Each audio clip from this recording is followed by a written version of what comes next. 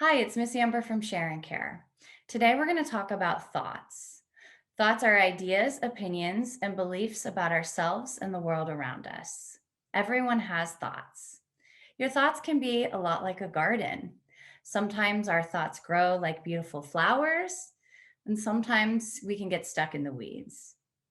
We often have good thoughts about the future. For example, we may get really excited about the game and visualize what we'll feel like when the team wins the goal. Sometimes we think about happy memories from the past, like when your friend helped you with your school project. We also think about what's happening right in the moment. For example, when we feel proud about a task we're doing, we might think, wow, I'm doing a really good job today. Sometimes we have thoughts that aren't so pleasant about the past and future and can make us feel really down.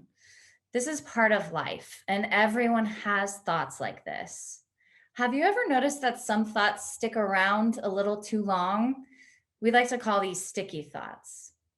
Here are a couple of tips to shake some of those sticky thoughts. Tip number one: try your best to not judge yourself for having not so great thoughts. Instead of telling yourself these thoughts are bad, just think of them as information. Ask yourself, what is this thought trying to tell me right now? Thoughts aren't facts, and you don't have to believe everything you think. So, when you can give yourself a little space from them and look at them from a curious lens, maybe you can see that there's no evidence to support this way of thinking, and you can challenge thoughts that just aren't true. Tip number two: notice and name. Try to get all of those thoughts out. Journaling is a really good option, or making art about your sticky thoughts. Write them down on a piece of paper or find a trusted person to talk to.